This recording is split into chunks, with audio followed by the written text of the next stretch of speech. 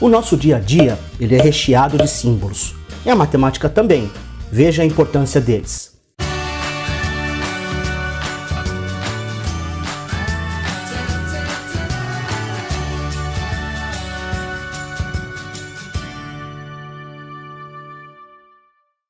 Olá pessoal, como vão? Sou o professor William Tamashiro, professor de matemática. Nessa aula, nós vamos trabalhar com os principais elementos da geometria e mostrar a importância deles na construção dos próximos elementos geométricos. Então vamos começar? Bem, o objetivo dessa aula é trabalhar com os pontos, com as retas, com os planos, com as semi-retas, com os segmentos de reta e com os ângulos. Quando chegarmos nos ângulos, nós vamos trabalhar com algumas classificações e com as congruências. Bem, você já percebeu que esse assunto vai ser um pouco extenso, por isso ele vai ser trabalhado em vários vídeos, por isso fique ligado. Quando nós falamos de elementos da geometria, nós temos que começar pelo que nós chamamos de elementos primitivos. Os elementos primitivos são aqueles elementos que são aceitos sem uma demonstração. E os principais elementos primitivos da geometria são os pontos, as retas e os planos. Os pontos, eles são representados por letras maiúsculas do nosso alfabeto. Só que eles têm uma característica muito importante. Eles são elementos adimensionais. E o que significa isso? Significa que eles não têm tamanho, não têm dimensão. Por isso, não faz nenhum sentido em falarmos em ponto grande ou ponto pequeno. A representação é feita de forma que eles fiquem bem identificados. Tudo bem? O próximo elemento primitivo são as retas. As retas, elas são representadas por letras minúsculas do nosso alfabeto. Notem que nas suas extremidades podemos representar por pontilhados ou por setas. Isso indica a tendência ao infinito nos dois sentidos. O próximo elemento primitivo é o plano. O plano, ele é geralmente identificado por uma letra minúscula do alfabeto grego. No caso aqui, nós temos um plano alfa. Mas existe uma outra forma de representar ou de nomear uma reta. Bom, imagine que eu tenha aqui uma reta qualquer e eu consiga identificar dois pontos dela. No caso aqui, os pontos A e B. Portanto, pessoal, a representação dessa reta poderá ser feita da seguinte forma. Eu identifico esses dois pontos que pertencem a essa reta e colocamos uma seta dupla em cima. Note que aqui nós temos uma simbologia própria para as retas. Por isso, sempre que eu vir esse tipo de símbolo, nós temos que identificar com uma reta. Beleza? O próximo elemento, pessoal, é a semi-reta. A semi-reta é um pouquinho diferente da reta. Lembre-se que a reta ela tende ao infinito nos dois sentidos que ela aponta. No caso da semi-reta, uma das extremidades ela é definida. No nosso caso aqui, ela é definida pelo ponto A. Notem, pessoal, que nós temos uma simbologia para essa semi-reta. Colocamos a extremidade indicada, no caso o ponto A, e o ponto por onde ela passa, no caso o ponto B. Em cima, colocamos uma seta simples. Essa simbologia é o que nós utilizaremos para representar as semi-retas.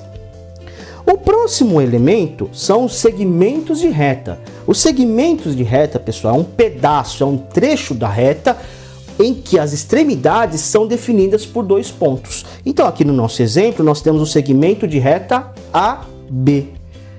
A representação desse segmento de reta será feita com a identificação das duas extremidades, no caso os pontos A e B, com um tracinho em cima. Então aqui nós estamos definindo uma simbologia para o segmento de reta. Notem, pessoal, que para cada elemento nós temos uma simbologia associada. É importante que você saiba identificar cada elemento através dessas simbologias. Beleza? Bem, pessoal, o próximo elemento são os ângulos.